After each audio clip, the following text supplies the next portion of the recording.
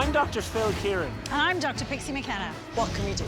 We'll be travelling around the country with our pop-up clinic and seeing patients with all sorts of health worries. As far as That's as far as it goes. Yeah. Plus, we'll be bringing you advice on the latest medical developments, Talk to me about bioidentical HRT. so you know what you need to know to stay healthy.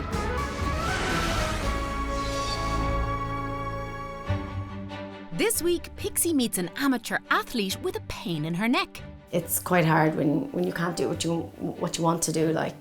The doctors debate the benefits of Brazil nuts. Is it true, though, that the Brazil nuts are good for stopping testicular cancer? I don't know. Do you know anything about that, Phil? And Phil finds out if mobile apps can help treat our mental health. We have an opportunity with mobile phones and that connectivity in a way that we never did before to reach people.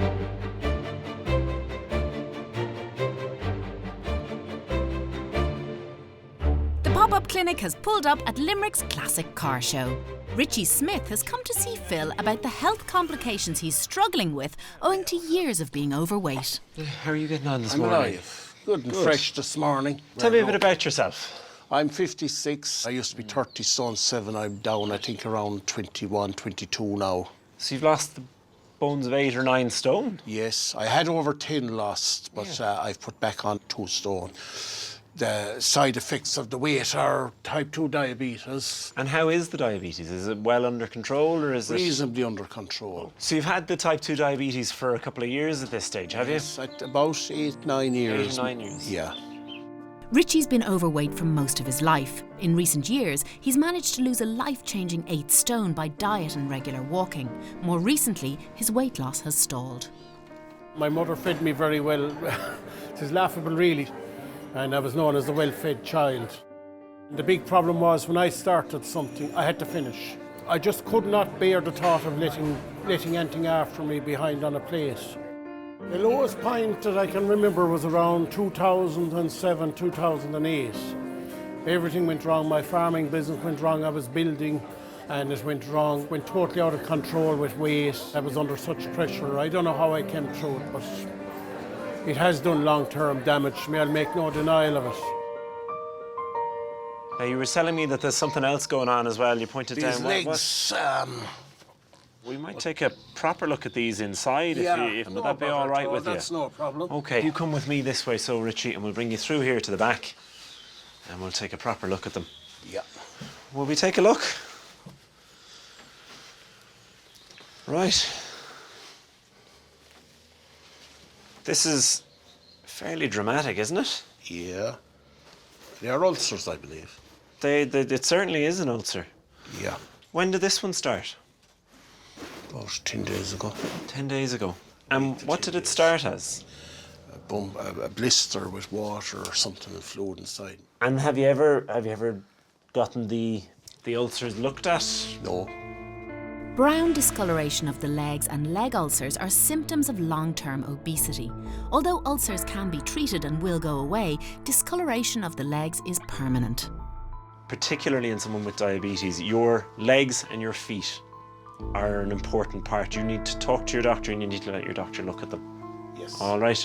I'm just checking the pulses, the blood supply in the feet there. It's great. Now, any numbness in the feet at all, Richie? Can you feel me touching the bottom of your foot? Yeah. I want you to close your eyes. I'm going to move the toe back and forth, and when I stop, I want you to tell me whether it's up or whether it's down. Is that up or down? Up is this way. Okay. And that one? Down. That's up, I think. That's definitely down. That's fine. Okay, so the sensation in the feet is fine. I don't think these are actually caused by the diabetes itself, right? Having too much weight on causes lots of problems, right? Yes. But one of the things it does as well, particularly if it's around the belly here, is it presses on the blood, the veins coming back up from the legs. I see. So the more you're carrying, the more weight is being put onto it, and the more pressure you get building up into the legs, right? And what happens is you get a little bit of blood leaking into the tissue, and it goes brown, and it causes this brown discoloration, Yes. right? If you could get the weight down, you would get most of the health benefits that you'd be looking at then. Yeah. And that's probably down around sort of 16 stone thereabouts. What you've achieved now, most people don't, right? It's an incredibly difficult thing to do. If you can keep going with it, fantastic. But don't ever let that take away from what you've managed to do so far. Phil will refer Richie to a dietitian to help him get his weight loss back on track and to help him manage his type 2 diabetes. Phil also hopes to help him manage his leg ulcers. Pixie and Phil are on the lookout for some young male car enthusiasts to see if they know what to look out for when it comes to men's health. What age are you? 22. 21. Okay, and fairly healthy? Healthy as can be, hopefully. Yeah, I like to think so. Do you do any kind of checks on yourself to make sure you're healthy? Apart from in the shower. What do you do in the shower? Good man. Oh, well, look about, like, you know, just see anything unusual? And would you know what you'd be looking for if you found it? Not necessarily. No. Okay. I'm going to ask you to have a look at these. Right. Are they familiar to anyone? No? No, they're not mine anyway. They're not yours, are you sure? Yeah. Mine are kind of different colour. Have a look, see what you think about that now. Huh? Notice anything about them? Pass them along there now. They're hanging down like and stuff. They've dropped anyway. That is true. There's a little bally, round kind of thing. There's a lump on one of them there. Yeah. I think there's about 4 or 5 in it. It's 4. Four, yeah. There's 4 odd lumps in it. When you didn't you feel go it to the before, doctor? like, yeah, I probably would. Would you go to a female doctor? Especially a female. What do you think a lump in the testicles might be? Testicular cancer. And do you know what sort of age group might get testicular cancer? Could be any age, couldn't it? Not really young. Usually older. Between the age Anyone. group. Your age group. Yeah. Yeah.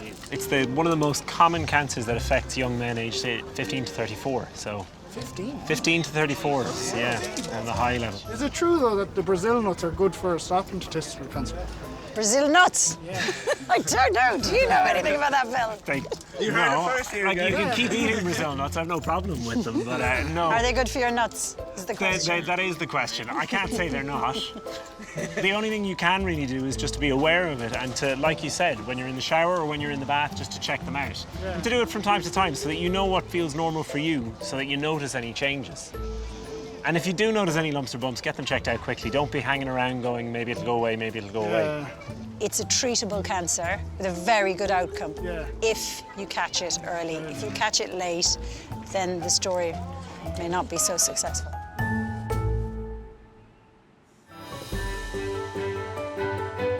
At the Blue Jean Country Queen Festival in Athboy, 36-year-old swim instructor and new mum Emer Lee has come to the clinic to see Pixie about a persistent pain.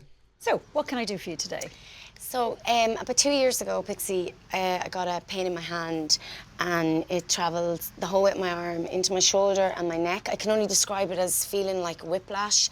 Now, I was training for a triathlon at the time. Was it quite a big distance triathlon? It was a half Ironman, yeah. Wow. Okay, so you're putting a lot of work into it.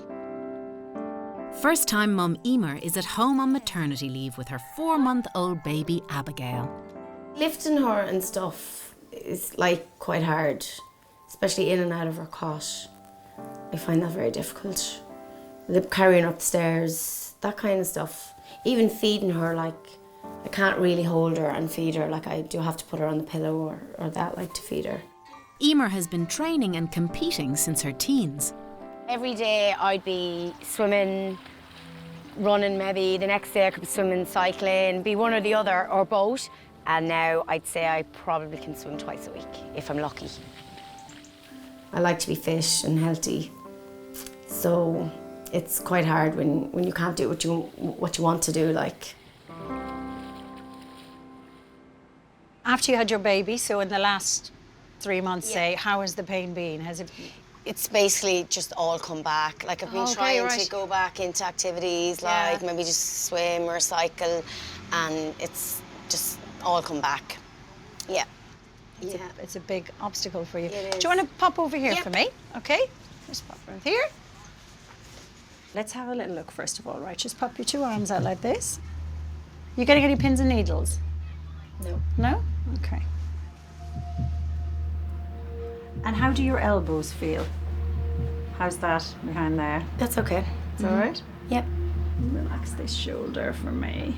Right, how's that? Yeah, it's a little bit sore. A little bit sore? Can it go any higher? That's there. Okay, and just bring it back. And how's that? Yeah, that's not too bad. It's going to be different with a baby. I think it's a danger, and it'll never be the same. But I think it's a big change when you're used to being very active. My feeling is that you need some imaging. Okay. I'd be interested to see the integrity of your neck in terms of taking some pictures of that, and probably also looking at both shoulders and also having a look at the wrist. Okay. Earlier, Richie came to the clinic to see Phil about his discoloured and ulcerated legs. Phil was also keen to see him continue his weight loss effort and has referred Richie to see dietitian Elaine McGowan at the Bon Secours in Limerick at Barrington's. This next phase is quite a hard phase, having already lost 8 stone, in terms of helping reduce your blood sugars and control your type 2 diabetes even further. With type 2 diabetes, the pancreas doesn't produce enough insulin, or the body is unable to use the insulin that's produced to maintain a normal blood glucose level. Eventually, the pancreas can't keep up and the sugar builds up in the blood instead. The pancreas is only really made for somebody that's about 70 or 80 kilos. If you make yourself smaller, then your pancreas can operate much better.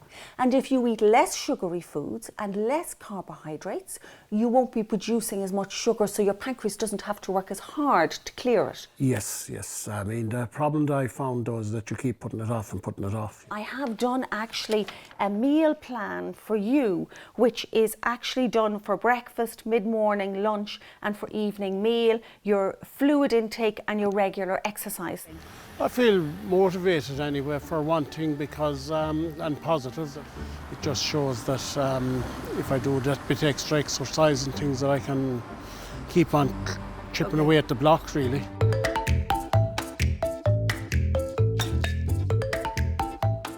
Dr. Pixie McKenna and Dr. Phil Kieran are travelling the country in their pop-up clinic, meeting people with all sorts of health worries. Earlier, new mum Emer came to see Pixie about ongoing neck pain. It's there. Pixie has referred her to rheumatologist Ronan Kavanagh at the Galway clinic, who has sent her for an MRI scan of her spine. They scanned 2 parts of your spine, the top part, which is your kind of neck, and they went all the way down to kind of roughly just beneath your shoulder blades there. So the scan is fine, right? Okay, which that's is great. Which is fantastic. All right. Okay, brilliant. You seem to have more symptoms than we're actually seeing certainly on scans, at least. Symptoms like this are not uncommon in young mums after having babies. I mean, only recently you would have had a major disruption to, the muscles that support your spine in terms of your tummy being stretched by the baby and so on. And I mean, no matter how aerobically fit you are, it does take a bit of time. A study carried out in the UK on new mothers suggests that it can take up to 12 months for new mums to fully recover from childbirth, that women felt pressure to get back to themselves straight after giving birth, and that apart from the physical recovery, women also needed time to make the psychological transition to being a mother. The reality of it is that just right now at the moment, with all you've got going on, you might have to temper your expectations about what you can do. And you continue to do exercise, and maybe it's a group Pilates class, or I would encourage you to stay fit. Perhaps it's just the right kind of exercise. Yeah. And maybe just pacing yourself a little bit, Yeah. I was probably just doing a bit too much, so I need to just bring it back a bit. I can see where he's coming from, and hopefully in time, I do begin to get better. Richie Smith's efforts to continue to lose weight had stalled. Dietitian Elaine McGowan set him a new plan. Well, I have another stone to get down to the 20. Well, I've lost 6 pounds. I've behaved myself. I've taken her instructions on plenty porridge, cut out a lot of rubbish after that, basically. It's a 13-kilometre walk around the block from my house. I'm approximately 6 kilometres from the house here, and I have another 7 to go. It clears the head, you're on your own, and it takes a lot of courage to go out on your own. Hard initially, but used to it now. I actually quite enjoy it. It's just onwards and upwards and keep going, and hopefully not on the scrap heap, as the fella says. We'll find out later if Richie's efforts have paid off. I've suffered from depression since just for as long as I can remember, really. I was definitely feeling overwhelmed, like college and then having this work-life balance. The first time I really knew something was wrong was the leaving cert, which is a lot of people's problems. Growing up, I really had problems with struggling with my own identity. I never really saw myself represented in my local community or even in my schooling system. The most terrible part was that I didn't know what was wrong with me. Managing our mental health is one of the biggest challenges we face. And research suggests that 75% of adult mental health problems start before the age of 25. When we think of the younger generation and technology, we think of the added pressures it brings. But when it comes to managing our mental health, could technology be part of the solution? ReachOut.com is an online service that provides mental health information to young people. In the past few years, they've seen a huge increase in young people turning to mental health and wellbeing apps. Online is the first port of call. If there's something bothering you, that's where you go. It's accessible. It overcomes, a cost barrier, location barrier. It's something that's in your pocket. We have an opportunity with mobile phones and that connectivity in a way that we never did before to reach people with kind of positive mental health interventions. There seems to be an increasing number of young people relying on meditation apps and breathing apps these days and using them as part of their daily tools to sort of cope with daily stresses, which I think is a very effective form of self-management, of your own mental health. I really like the mindfulness apps and meditation. Just taking a big deep breath, breathing in through the nose and out through the mouth. The main one that I'd use would be Calm. It's just an app it has kind of meditation, kind of guided meditation in it, and just kind of nature sounds and stuff like that. So I find that, especially when I'm going to college and back. One that I use a lot in times of extreme panic or anxiety would be Breathe to Relax. It's a very simple app. It's very helpful for people with anxiety because you don't want to get more stressed by stressful apps looking for buttons. One of the things that I would worry about is the quality of a lot of these apps, because a lot of the stuff on the internet is completely unregulated. So are there some out there that we need to be careful about, or am I just being scared of technology? It is a concern. It definitely is a concern. It's a huge area. Mobile health in itself is a huge area at the moment, and there's a lot of money in it, and it's coming, commercial ventures can be slightly different to people who are working with clinicians to develop things for people to manage their mental health. The rise in things like meditation apps, I think are, so long as you're not paying too much for it, there's a lot of free ones available and you're getting something out of it. I would endorse people to start to use that idea of taking time out. The NHS, they're developing an app library with a really stringent questionnaire for the developers of these apps to submit it to this library. So eventually they will be able to provide a kite mark for different apps in the area. So that's a really positive step forward, that if you knew you had this trusted resource to direct you, so it'd be great to work towards something like that here. Is the HSE getting involved in this state? Are they being proactive with it? The HSE funds a number of organisations that are working in the space, and they are bringing together working groups in the area to try and collaborate those efforts and try and get people to work together, which is hugely important.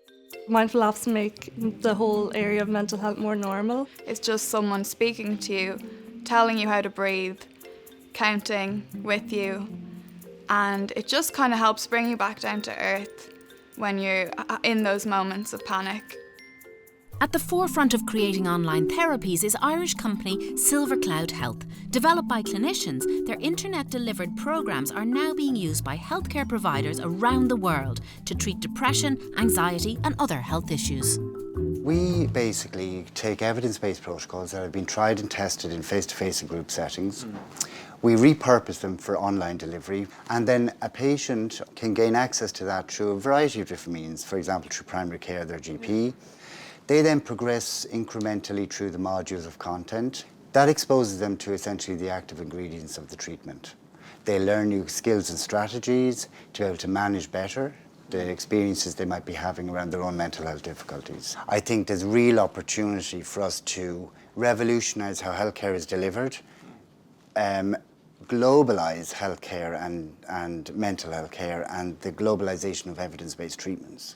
With these online technologies, are they being seen as a replacement for face-to-face consultations or something that can be used in conjunction with it? The latter is the case. If you were to double or even triple the number of therapists, overnight, you still would not have enough to meet the need in face-to-face capacity and delivering evidence-based interventions. Therefore, that leads us to ask for solutions. And solutions, not just any solutions, but evidence-based, evidence-informed solutions that work. Currently, our mental health services are stretched beyond breaking point. Technology is here, whether we like it or not, and whether there is resistance from traditional healthcare groups, I think it is something that we are going to have to embrace, particularly as we look to treating a bigger and bigger group of people. First-time mum Emer Lee came to see Pixie about neck pain nearly 4 months ago.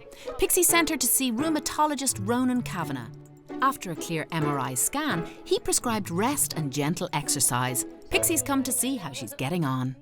I mean, how are things now? Do you think that there's like a degree of pain that's still there, but that's slowly becoming less prevalent? Yeah, it's still there, like, but it's not there as much. Like, it's definitely getting better. I discussed things with Ronan about, like, doing meditation and Pilates and yoga and basically easy kind of exercises. Do you think now, maybe in hindsight, that your keenness to get out and get back was maybe that actually in hindsight that was probably not the wisest thing to do? Oh, absolutely. Like, when I think about it now, it's crazy, like. Pain is not a straightforward thing. It's a very complicated mental and physical thing. Pain is worse if you're tired, pain is worse if you're worried, pain is worse if there's a whole host of things going on. So it's brilliant that you're able to do that sort of in a more holistic way in terms of dealing with the pain and understanding the pain. Yeah. Don't overdo it. It's not something I often say to patients. Don't do too much exercise, but in your case, slowly. Having lost 8 stone, 56-year-old Richie Smith came to the clinic with leg ulcers and type 2 diabetes, conditions he suffers with from his struggle with long-term obesity. Phil sent Richie to a dietitian to get his good eating habits back on track. Good to see you again, Richie. Richie has been walking briskly for 3 hours a week and eating healthily. 4 months later, Phil is back in Limerick to see if Richie's new regime has paid off. You're looking great since the last time I saw you, Richie. What's been happening then, since then? Well, I think I've lost 7 kilos. 7 kilos? Yes. That's quite a big weight loss. It's great that the exercise is going so well for you, Richie, and that the weight's coming down a bit. And hopefully that'll have a huge impact on the type 2 diabetes itself. But when you first came to us, we were talking about the legs. Can we take a peek? Is that all right? Can we see how they're... So there is still a little thing there, but that's a lot smaller than the last one I saw, isn't it? And I know the discoloration is still there. Now, unfortunately, with that type of discoloration, a lot of the times it'll never go. Yes. But if we can get the weight down and get you more active, the circulation improves a bit, and it shouldn't ever get any worse if we can do that. Yes. It sounds to me, Richie, that you're hitting this perfectly, that you're going at the right level, the right intensity, and that you're getting it done. Is that fair to say? I would believe so. Well, hopefully we'll continue to see that you're making as much gains as you've made so far, and it's been really great talking to you again, Richie. Good to meet you again, Phil. Thanks very much. Pleasure meeting you anyway every time.